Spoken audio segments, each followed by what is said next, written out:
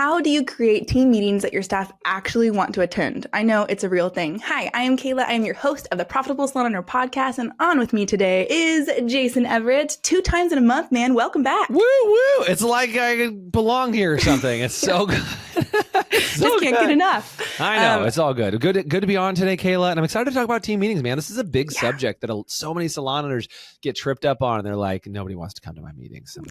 So let's fix it. Is that cool? So many different, people get grumpy. People don't know what to talk about. People get tired, fall asleep, all the things. Have you fallen asleep at our team meetings and I don't know? Is that what you're saying? Yeah, I've learned how to sleep with my eyes open. No, stop it. You don't fall asleep in our team meetings. No, we have good ones. We have great ones. And I'm going to share how to have great ones with your team today. Yeah. So then your staff can also have as fun meetings as we have them. Yeah. So let's talk a little bit about first I want to note the difference. So we're going to talk about team meetings and one-on-one. So what's the major difference between team meetings and one-on-one meetings? Yeah, good question. Well, this is going to be interesting to say, but you're supposed to correct people privately and then praise them publicly. And I say you're supposed to. I don't know. There's no law that says that, but it's definitely something that I subscribe to. It's a belief system and a value that I subscribe to. Is if you can correct people privately and praise them publicly, they'll be happier people. Nobody likes to be corrected publicly, and frankly, I've corrected a lot of people publicly and they no longer work for me because they absolutely hated me forever for it and held it against me and all this stuff. So I'm just saying this comes with battle scars. You know what I'm saying? I got a scar here and a scar here and from that moment. So, I've been in that moment where I've had to, or I felt like I had to correct people publicly, and people can't handle that, man. I'm a pretty high level of confront person. I came from a family where everybody talked over everybody, and my wife, the first time we hung out, I think I said this on another show recently, but my wife, when we she came to my house the first time, she's like, do you guys just all talk over each other? Is that what happens? And she's like, are you arguing? I'm like, no, we're just talking. And that's the kind of household I came from. So the reason why I say that is my ability to confront people is pretty high. I don't even think sometimes when I say something in front of other people, it's that confrontive, because again, for me, it's not. And other people have just completely melted. Yeah. And so remember, if you're the salon owner, sometimes your level of confront is how I would refer to that. Your level of confront is very high. You've had to do hard things. You've had to battle it out with the bank and deal with the SBA and maybe go through COVID. And you've done all these really hard things, and your stylists are not as battle torn as you are. You know what I mean? Yeah. You've had to fire people and do all these things. And you had to do some crazy stuff that maybe they haven't been through. So when you correct them publicly in front of their peers, people, their biggest fear is to be chastised in front of their peers. It's be made fun of for raising your hand or, participate and get laughed at. That's everybody's biggest nightmare fear. So the reason why I'm bringing that up for one-on-one meetings versus all staff meetings is if you've got some corrections, it's best if you do that correction with 1 or 2 people present in a very positive way. Maybe you do the compliment Oreo where it's here's something you're doing good, here's something you need to fix, and then here's something you're doing well, something like that. And maybe that's kind of cheesy, but I'm just saying for some people that's helpful for where you're at. I would just say, hey, what's working, what's not working, and what can we upgrade? That's how we typically do it. But that's reserved for a one-on-one meeting. That's when you can give correction. Hey, I need to work with you on the code of honor, whatever else is going on. In a team meeting, you want that to be a pretty praise-happy thing in a team meeting. And what I find is so many people use that team meeting to roll out the giant list of announcements and corrections they want to make for everybody, because it's too difficult to correct everybody one-on-one. So it's okay, everybody, here's my agenda. By the way, the towels are not getting put away in the back room. Nobody's sweeping up after their cuts, Jessica. And then they kind of go through this laundry list of punishment. And they're like, let's play a game now. And you're like, what the hell? Just I had to get through the housekeeping or the management topics or whatever it was. Now let's be fun. And then people are like, I don't know why people don't want to come to my team meeting. They always hate it. It's so weird. And you're killing the energy, you're killing the vibe. So, we start our team meetings out with some music or a game or an activity or some random, trivia thing. And we try to make it fun, just get started because people will always remember this in a group team meeting. Remember, people will always remember how you made them feel versus what was said in the meeting. So if you made them feel like trash or like they were small or like they were being chastised like little children, who wants to go to that meeting? Yeah, but if they remember there was some fun, they were maybe corrected a little bit somewhere in there, but then they started with some fun, and it was some fun, and they felt like they got some value out of it, and they were seen, and they were heard, and they were excited at some point. I mean, in our team meetings, Kayla, we have like laughed till my cheeks hurt in our team meetings, and like it's a fun thing. And so people that are like, hey, I don't have time for that, I'm really busy, they still make time to come because they are educational, informative, and fun all at the same time. Yeah. That should be the goal for a team meeting. Well, I always like whenever I have like a new hire comes in, like they see our team meeting, I can always tell that we have top-notch team meetings because they walk up like, what was that? That was like amazing. And our team starts. Yeah, they're like, that's not normal. And it just does. It just elevates, like you want to attend, you don't want to miss it. And you walk away feeling energized and excited and being like, wow, what a cool place that I work for. Right. That's how it should feel. That's always how it should feel. Right? Yeah. So let's talk a little bit about like how often, because I'm going to start structuring these. So starting at the bottom, how often should you have team meetings? Yeah, how often should you have team meetings? So it depends on the size of your business and all those things. But I would say as a general guideline, like once a month for an all-staff team meeting would be ideal. Now, if you have hundreds of people and you're across multiple salons, you might have one all-staff team meeting for each salon, and then maybe you have one all-staff, if you're lucky, once a quarter for your team, for everybody if you can. But like it depends on what you're doing, how big your business unit is. There's a lot of different variables in there. If you have a team of 5, you're like pretty easy to get all 5 of us together. Like it's very different. But ideally about once a month would be good. Once a quarter would be okay. Once a year, like again, if you have a big team and you're like, well, we're just gonna do one annual picnic every year with our whole crew from everywhere. Like I don't think massive companies like Starbucks isn't getting all their employees together from every Starbucks location anytime soon, but they would do that in independent units. If that makes sense. So then what's the difference between like team huddles? Like how often should you be meeting with your team? Is that like separate? Yeah, good question. So huddles are a little different. So we've talked about one-on-one meetings, and then we've also talked about team meetings. And again, I would say a one-on-one meeting, ideally, and again, there's not a perfect formula. Like people screw this up all the time. We don't have this perfect either. But ideally, you have a one-on-one meeting at least every month, if not at least every quarter. Same with the team meeting, once a month or once every quarter. That's kind of the range you're trying to stay within. But you could have something called daily huddles, and we actually prescribe that in the academy. We have something called a High Performance Salon Academy roadmap. I know you've seen the roadmap. We have a roadmap, and it says like at this level of business, you should be doing it this way. And when you graduate to this next level, and it's revenue based, and some of the achievements that you're doing.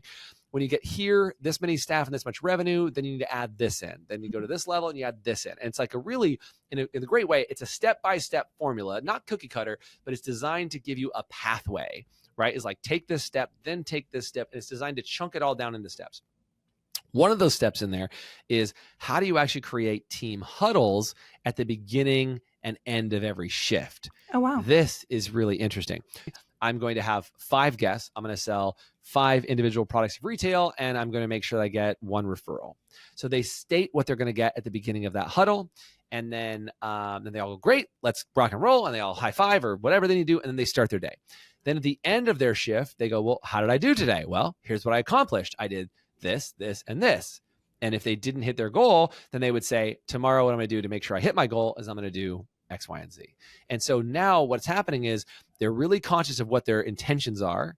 And at the end of it, they're conscious of their corrections they're going to make for the next day. So they're really empowered in that team huddle. The team huddle is not like, let me hit you with the agenda. It's like, everybody just state what you're working on. That's what I'm doing today. Let's go.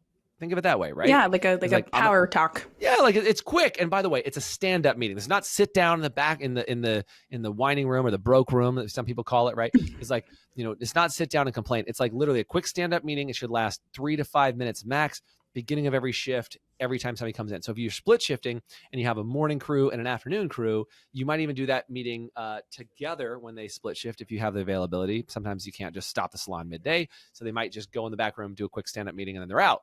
And same thing in the afternoon shift where they would get together and then do it at the end of the day. That is a great way to create that camaraderie. The owner doesn't need to be on every one of those meetings. The manager doesn't even need to be on one of those meetings. The meeting should be able to be done with the staff that's working on that shift. And by the way, if you're having issues with your team not showing up on time, then that might be a great way to be like, hey, we have our huddle at 5 minutes to 9 a.m. and we have our 5-minute huddle, and then everybody's guests are ready to rock at 9. They all come out of the back room, go get their guest, and everybody's on time. So it's a great way to kind of keep that momentum and carry it forward, and just really get your staff too to start thinking about how can they show up in a really big way, because they're proactively talking about it at the beginning of every shift. Nice. Now, do you make like all those meetings, like huddles or even team meetings, are they like a requirement? Like, do you make it like non-negotiable?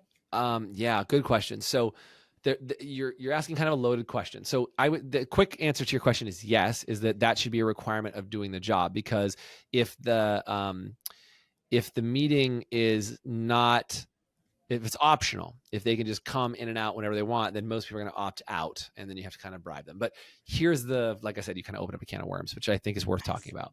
Is that the can of worms is that if you're going to require something, you must pay people for them to attend. So like we do our team meeting during work hours when people are already getting paid. Now, this gets a little complicated depending on what state you're in. Like if you're in California or they're on commission or all those other things, you now have to pay them for quote unquote sit time. And again, please, I'm not an attorney. Check your local laws. Call somebody who knows more about where you are and what's going on. I'm in California. I know that California is pretty screwed up on some of this stuff, but you do need to figure it out. But in general, you do need to pay for your staff to be there. So what people do to skate that I'm not going to pay my staff is they make it optional. Well, it's optional if you want to attend the team meeting, but like, look, it's part of doing your business. I don't know if I'm giving away too many secrets here, but I have a friend who owns a Chick-fil-A, and I'm like, man, it's crazy. You guys are off on Sundays. He's like, bro, we're not off on Sundays. And I'm like, oh, I thought you didn't work on Sundays. He's like, no. That's when we do all of our team meetings. He said every team meeting and all the stuff that we need to do to run the business and make sure everybody's coordinated and, or, trainings and agendas and all that stuff, that all happens on Sundays. All the managers work their face off on Sundays. Oh my goodness. I'm like selling out Chick-fil-A. They didn't. Chick-fil-A is not taking Sundays off. but it was interesting. He said, that's our day that we do business. Like we take care of the things that we can't do when we're open and operational, and having that day as a day to pause and fix things is really important. If they're just open 7 days a week, they never take that day of pause, then it makes a big difference. So the reason why I'm saying that is that moment of pause you need to have in your frequency of your business, right? You need that moment of pause to be able to say, what do we fix and what do we correct? And the same thing is like, oh, we're having the team meeting in the back room or whatever. Well, half the people are on the floor, and some of them, it just doesn't work.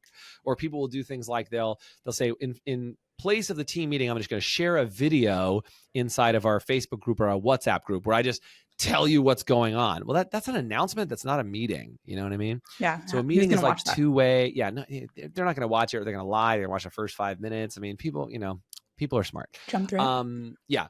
So again, going back to that is I think that you should make all staff team meetings mandatory. It doesn't mean that like if somebody can't be there, you chastise them, but there's a couple of rules. Like let's say somebody's out of town or on vacation. Those things are acceptable.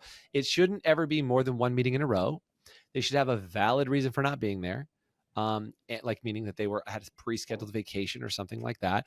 And if anything gets decided at that meeting, they have to automatically agree to it since they were the ones who chose to not be in the meeting. Oof, that's a really interesting one too. So that's another incentive for them to want to be in that meeting, because if they make a decision or something was discussed and talked about and planned out that they weren't there for, they're subject to the rules of the team. Yeah, you don't cater to the ones who aren't there. You cater to the ones right. who Yeah, up. Sorry. Like if you weren't here, and by the way, people are there's always like that shady person that's like, well, I'm going to pass all the rules while Gertrude, that's my name I'm going to use, while Gertrude's not there, because I know Gertrude will say no. I don't know who's got a Gertrude on their staff, and I'm sorry if you're watching this and your name is Gertrude. I just thought it was a fun name. But like if Gertrude's not there, then we're going to get away with murder while she's gone. That's not the right intention. That's not what we're there for. But that's what allows it to happen. And same thing is like you might have to deal with whatever your law is locally, is like if you require people to be there 5 or 10 minutes early for their shift, then you might just say, I'm going to add on, because over the course of the week, that 5 minutes times 5 days is how many minutes. You might just say, in a given month, I'm going to pay you an extra $100 or $200, whatever their pay rate is, to make sure that you're compensated for those huddles. And I just want to say this. I promise you, Solana that's freaking out right now saying, I don't have extra money to pay for that person.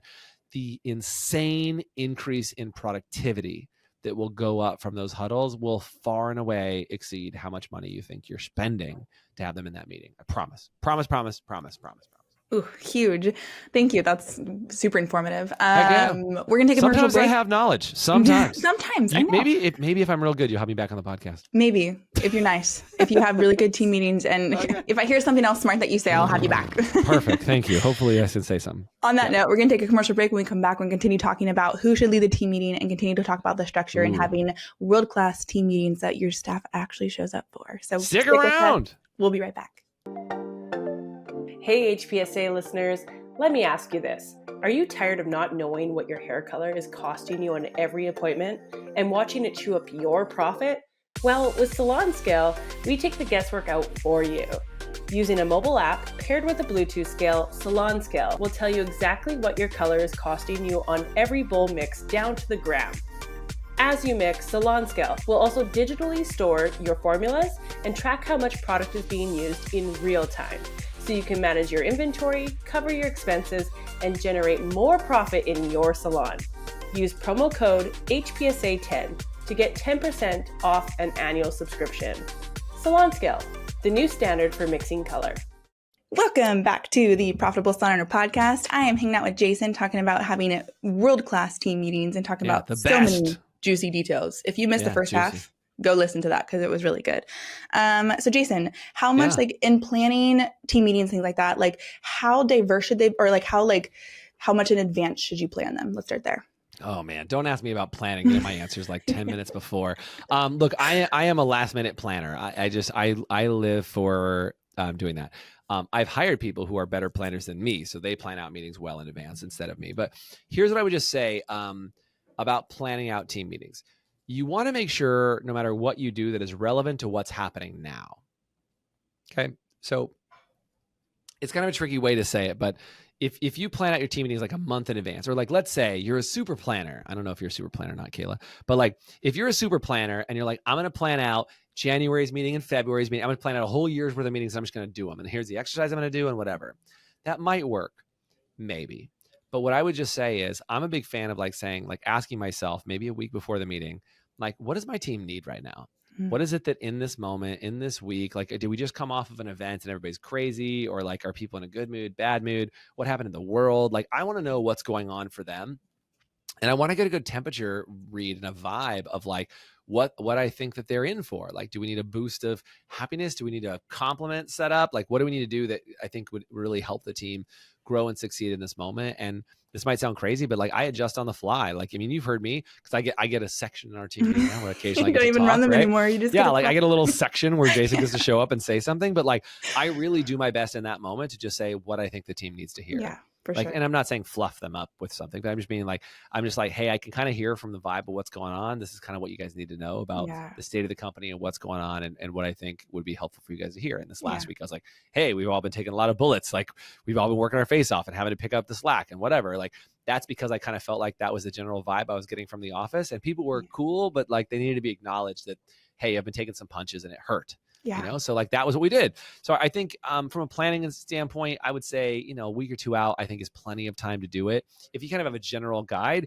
the goal would be that you have some format that you're following all the time anyway, and then you just fill in the blanks with what needs to be addressed. And just be very mindful about, like, again, I keep going back to this announcements game on like adding announcements on the list first of like all the really finger waggy kind of stuff that you need to do. And that's why I say planning. Like a lot of times people are like, well, what do I need to make sure my staff is doing? That's not really what a team meeting's for. Yeah.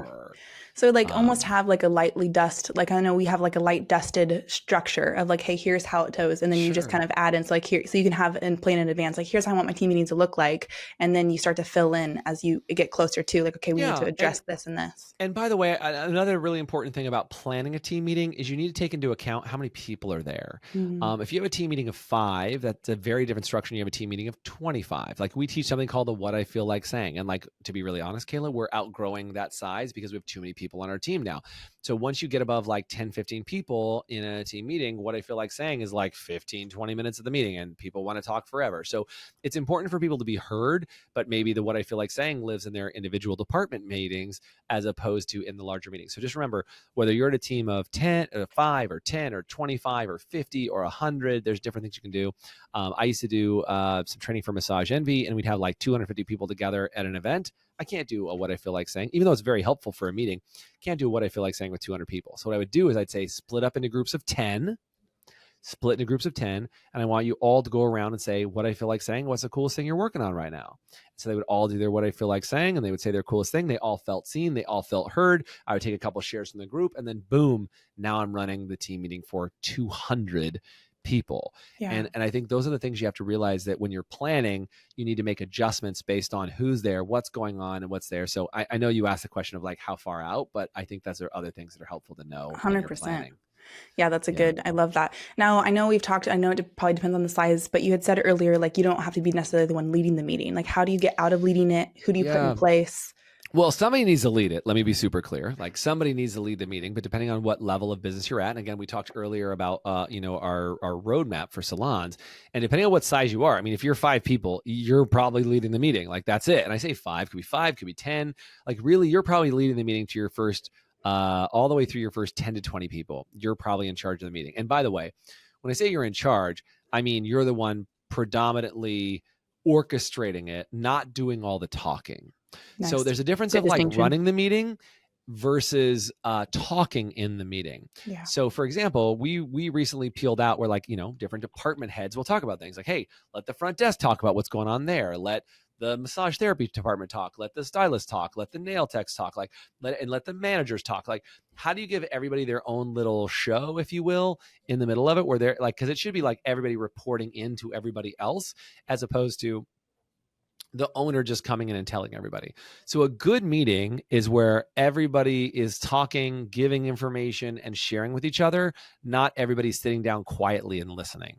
That's why I know you're doing it wrong. Yeah. And that's where I'd say like I have one quick judge, like it's like, quick judge is like, how much talking do you spend in your team meeting? And people are like, well, I talk the whole meeting. I'm like, yeah, well, I know that's an old school team meeting then.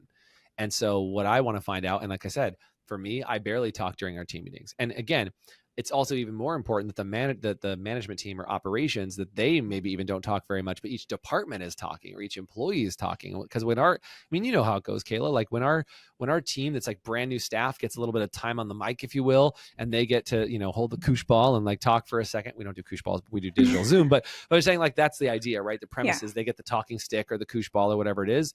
Dang, man, they light up. They're like, and some of them are really embarrassed. Like, I don't know why I get to talk in front of people, but they're also like, I feel really good because the more they talk, the more they feel like they actually got value. That's a weird thing. Like from a trainer standpoint, maybe been training for, a lot of years, is that believe it or not, the less you talk, the more value people get. And that is so polar opposite to how the world thinks. Wow, that's huge. Definitely, because like you do, it's just been more inclusive and everybody's involved and we're all engaging together and building that relationship. For sure. Especially if like you have split shifts, not everybody's going to see each other every single time. So exactly. You feel like you're a part of the deal. Like you don't feel like you're just a cog in the wheel. You feel like you play a very important, vital role, which you do. Yeah. As for sure. Every employee does. Let's talk a little bit into like the purpose of team meetings in terms of like what it does for the team. Like when you show up together, like why implement a team meeting and what value does it bring? I know we talked a little bit about it raising their productivity, but like. Yeah. So think about this. In professional sports, whether it's as a football team, basketball team, soccer team, whatever, there's a start and an end time to a game. And it's really clear. Like, we start at 2, we finish at this time. Well, maybe not for football. Football can go on forever, but like, but there's a clear end to the game. Like it ends, they pop confetti or champagne or whatever, and you're done with whatever the thing is. Okay. When do you do that in business? Like when did we pop the cork and be like, cool, we're done with that game? Never, which is freaking exhausting, right? It's like, maybe at the end of the day, but like we don't leave every day high-fiving each other like, yeah, good game, we won today. You're just like, I don't know, did we win today? I don't know, I got more stuff to do tomorrow. Like that, we kind of just perpetually play the game forever, which is exhausting, right? But when you have a team meeting, it's kind of your chance to say like, hey, how do we do in last month's game? Let's celebrate what we did last month. Let's regroup. Did we win or did we lose? Okay, we lost last month. All right, what are we going to do differently this month? It should be that opportunity to say, are we winning or are we learning? Right? And again, it's not losing, it's learning. But it's like, if you lost, if you didn't hit the goals that you wanted last month, and we had a learning lesson and we really needed to see that, as a team, we need to all walk in the locker room with a plan of like, how are we going to come out winning for next time? And so if you imagine that team meeting is like some level of conclusion of the game. Like, we have team meetings and it's like, oh man, it's like we were just here a week ago. That was a fast game. Or if we're like, man, it's really been a long time. I've really missed you guys. That was a really long game. Right. So it's some level in business of being able to be a natural conclusion and saying we're starting a new game. Yeah. That's really important. Because I feel like, as you've been saying this, like it's so important to come into, if you're going to have a team meeting, to have a desired outcome. Like you come in with intention. I'm hosting this team meeting because I want to achieve this, or I want to, have that end of the game. And you have like almost like a mission for your team meetings. So then you have a drive for why you're doing them and you follow that line. Yeah, you for sure want to have an outcome. I would say this is going to sound weird for most people who are doing team meetings because normally they have an agenda, but I would say I want to know how I want people to leave and what they feel like when they leave the team meeting. That's more important to me than all the information I cover. Yeah. Is like, how do I want people to leave? I want people to feel fired up, inspired, ready to do more. I mean, like, we work our face off around here. Everybody works their face off around here. And like, it's like they're all battle torn and beaten. And like I said in our last team meeting, and people are like, I'm working my face off. And I'm like, I want to acknowledge people for working their face off because we got big things to do and everybody's hustling to make that stuff happen. Your team's the exact same way, right? Is your team has been working their face off to do things and you think they're lazy and not doing all the things they want, but like, they're like, I'm killing myself to make this happen. And they're not going to step up to the plate if you're chastising them for like, hey, you guys are lazy around here. So the question becomes, how do you want your team to feel? Do you want them to feel inspired? Do you want them to feel more connected to each other? Do you want them to feel more free to do other things they want to do? Like, what is it you're trying to accomplish with them? And if you set that intention with how you want them to feel, and that goes back to planning, start with how you want them to feel. Then you base everything you plan in that team meeting on, will that make them feel that way? If I bring up laundry for the 80th time that nobody's doing, will that make people leave feeling inspired and excited and willing to like go out on the battlefield again? Like, you know, I hate to make everything sound like I'm trying to do like a Braveheart speech that's like, let's get everybody fired up to go out there and, you know, like get it done. But that's honestly it. If you're really a true leader, you've got to inspire and ignite passion in people and help them believe they can do more than they can do. And that's why we love those movies, because they're that opportunity in that window for us to go, okay, I think we can do some incredible things again. Yeah. And it's like when they get beat up, you got to fill them back up again. There's a really good TV show. If you haven't watched Ted Lasso on Apple Plus. Oh, I have heard of it. Ted Lasso is about this crazy coach. He gets moved from America to go coach football, even though he knows nothing about football in the UK.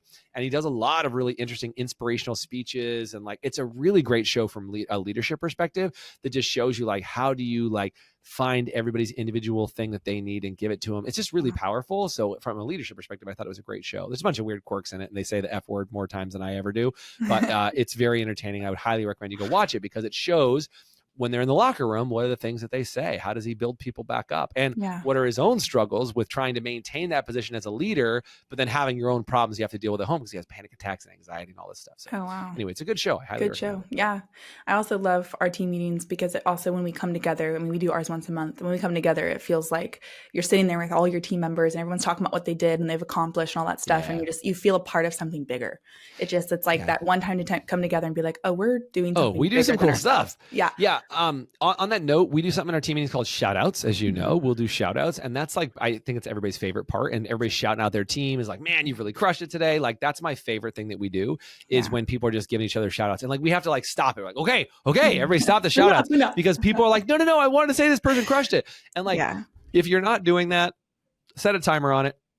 Do it for a few minutes and just, just say like, hey, I want to give some shout outs to some people and just give an open forum, let people give shout outs and then just clap for them, whatever you got to do, give them a high five and it makes just make difference. It fun. Yeah. Yeah. Heck yeah. It's a good one. Well, thank you, Jason. This has been a lot of fun. Very informative. Good show. I've learned a lot. I also love learning. Show. Yeah. Super good show. It's always a good show. Yeah. Whew. Thank you for being here. Maybe you'll have me back on. We'll see. Stick around. You got to watch every episode. We'll see if this gets downloaded by a lot of people or if anybody leaves ratings for the podcast at the end. Do that. Yeah. If anybody rates this podcast because they like the show, say episode number whatever and tell 14, us that 15. Shoot. 14, I don't remember. 115. Yeah. Whatever it is. That's right, yes. Yeah. 115. Whatever it is, do me a favor and rate the podcast. But because it does really help. But again, I hope you guys get a lot of value. My job is to come on here and serve my face off. And thanks, Kayla, for keeping the show going and making it happen. Always. Thanks for talking about team meetings this week. And we'll see you next time on the Profitable Salon Owner Podcast. Woo woo! You've been listening to the Profitable Salon Owner Podcast. Be sure to like, subscribe, leave us a review, and check us out at profitablesalon.com for more episodes, content, and to help you turn your salon into the business you've always dreamt of.